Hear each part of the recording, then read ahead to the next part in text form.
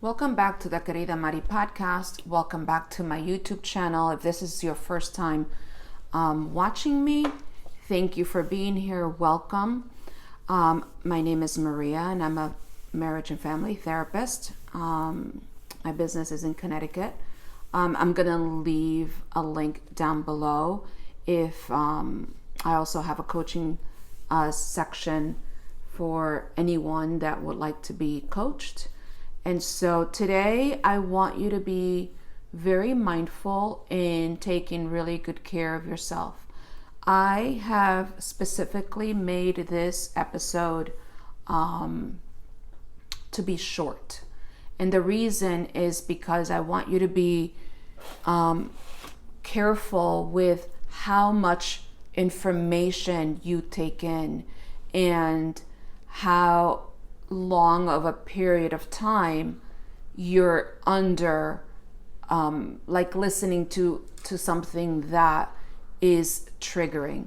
So I want you to be very careful, take good care of yourself, make sure that after you listen to this or watch this video that you have a ritual that you do, whether it's putting your hand on your heart, taking beautiful breaths so that you can calm your central nervous system. Interesting in regards to trauma. Sometimes we're triggered and we don't realize that we're triggered because we've lived with trauma for so many years. And so another thing that we have a tendency is that we minimize our experiences. And I want you to be very careful and cautious and compassionate when you're listening to anything or watching anything that consists of anything that's traumatizing, that's going to be triggering. All of my videos, most of them besides the meditations, may, if not always, are going to trigger you in some way. So I want you to know that that was Coco barking. So it's not like you're hearing things. There is a dog and she's actually making noises right now. So one of the things that, one of the reasons why I'm making this video and podcast is because as a trauma survivor, we all need information, and we need the information to learn like what is happening, what happened to us, and what is happening to us even after the traumatic event and even after years of trauma. So in regards to something that you probably have heard before, I'm sure, is PTSD, post-traumatic stress disorder. There's also something called complex PTSD. The difference is PTSD is like a one-time thing where you had for example, a car accident that happened one time.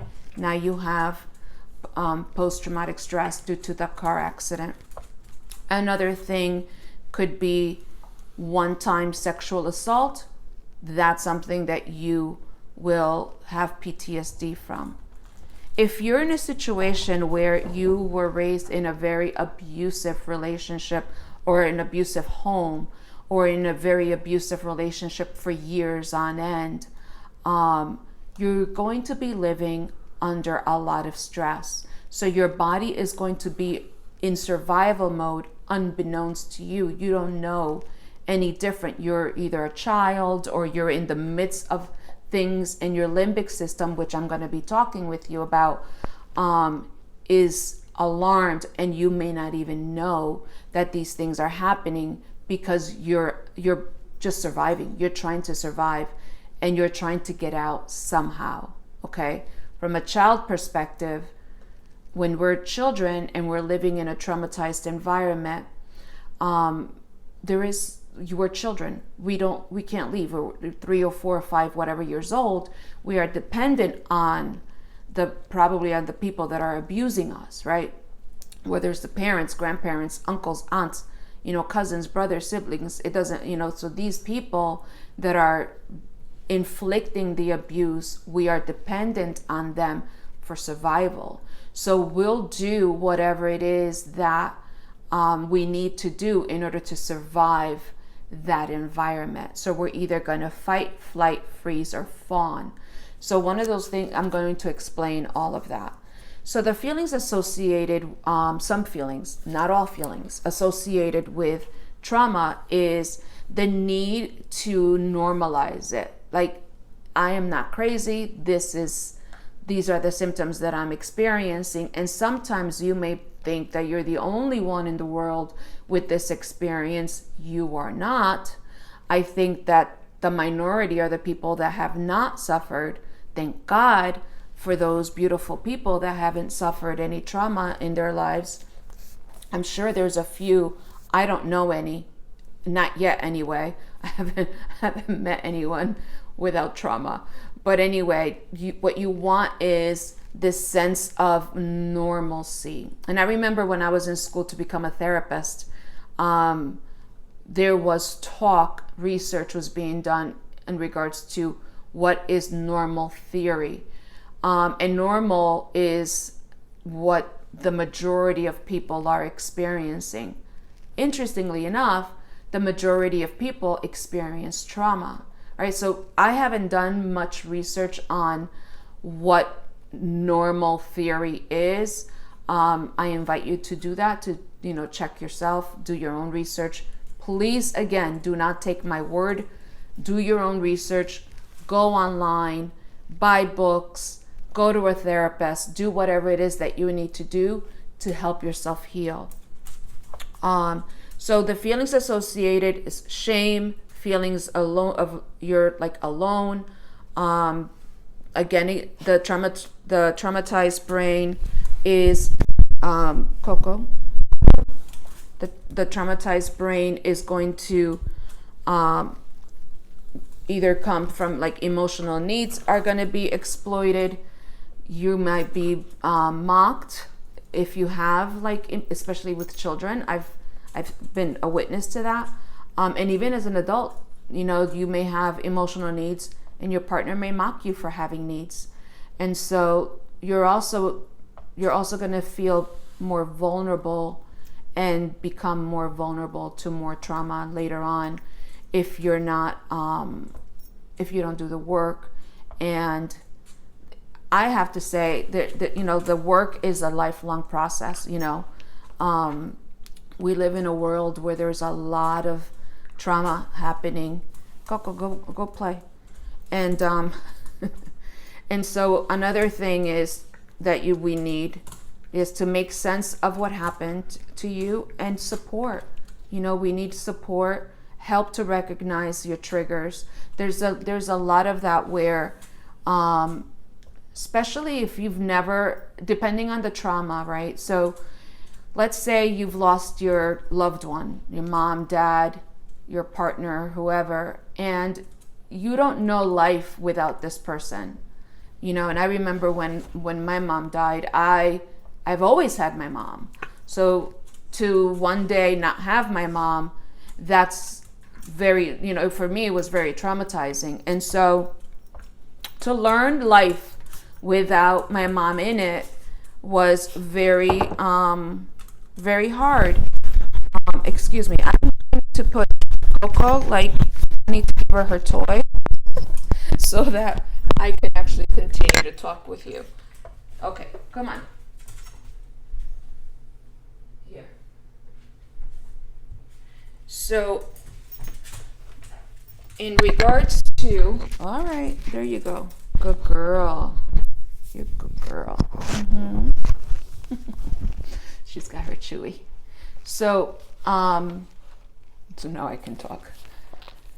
So in regards to the grief and loss, when you are grieving the loss of someone, the loss of a loved one, and you don't know your triggers yet, right? So you don't know if I go to this store, if it's going to remind me of my mom, or the smell of something, if it's going to the first of everything, the first birthday, the first Christmas, the first Thanksgiving, the first year without that loved one is extremely triggering, extremely. And so there's going to be different triggers with that type of trauma, right? Sexual assault, there's going to be triggers with that type of trauma. A car accident. I remember working with someone years ago where the person had experienced a car accident, and as I was talking with this person, they kept blinking, but only this eye would blink. So I wasn't sure if it was a tic, like a nervous tic, but only this eye would be the one blinking. And so I asked if the person, I'm very intuitive too, so I asked the person if they had been through a car accident, and they said yes. And I said, was it from your right side? And they said yes. Now they thought I was a psychic, right? But it wasn't. It's just being intuitive and just following body language, right? And so it freaked them out because that was a car accident. First, they had no idea that only their right eye was blinking, and they hadn't processed the accident in regards to that. So, that's where hypnosis is a really good technique to relax the person enough so that they're not re-experiencing that trauma, and they don't even know that they are, like, the body, right? The body keeps the score. So the body is continuously thinking that this car is coming, so it's you'll see this with war veterans too, where they get startled with these noises, and sometimes the body just continues to be startled without the stimuli, right? So the triggers, the body is going to receive the trigger through emotional, like inside emotional memories, perceptual, physical, like body sensations, your heart rate, panic attacks, right? There's a lot of panic, not a lot of panic people, a lot of people experience panic attacks, and they don't even know where, like, they're fine, they're watching TV, all of a sudden it's woof. And the thing is, sometimes when the body is safe and the body perceives it to be a safe space and place to experience the trauma that it has not been able to experience, it's gonna let you know. And that's why sometimes, and I'm gonna explain that here, is that sometimes, wow, this video is already 13 minutes, and I'm like, I thought it was just gonna be a 5-minute video, but sometimes drink your coffee, drink your tea, drink your water. Sometimes what happens is the body is experiencing an emotional trigger, an emotional memory of some sort, and your body responds in a very uncomfortable way. But if you're not cognizant of saying, okay, I'm safe, and you're telling your body that you're safe, and you allow it to experience, meditation is key. Having the rituals, the nice, beautiful essential oils, the plants, just loving yourself in many ways, So let me explain to you, or at least this is such a huge topic. Like this, what I'm sharing with you can be hours of information. And so your body, when it gets activated, right, it's going to either fight if you can. It's going to flight, like take off and run if you can.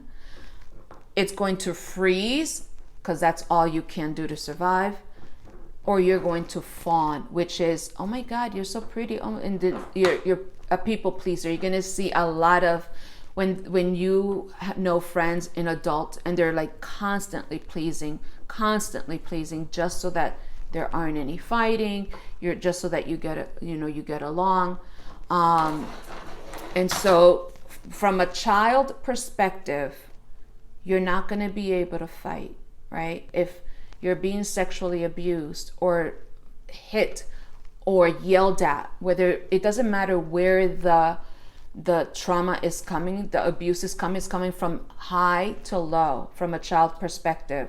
If the child is 2 feet tall and the abuser is 6 feet tall, 5 feet tall, mom, dad are always going to be taller than this, 2 foot, whatever child, 24 inches or 3 feet, whatever, how old this child is. The child is not going to be able to run. The body, the mind, right, the hippocampus or the prefrontal cortex is going to tell the amygdala, I'm going to share all this stuff in a minute, but your body, your mind and body is going to say, I am 3 feet tall, I can't run, I can't outrun this person, monster, bear, whatever it is. I'm fucked, right? So you're going to get hit, you're going to get yelled, you're going to get abused, whatever the abuse comes, right? So you're not going to be able to fight the 6 foot person. You can try. You're not going to be able to outrun, and you're most likely going to freeze. These responses are not something that we decide. This is your body, your mind, your brain, your limbic system making these decisions in nanoseconds, and you don't get to vote.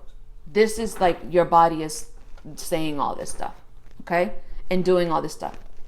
The fawning is the pleasing, always being the good person, always being the good girl or the good boy or the good they.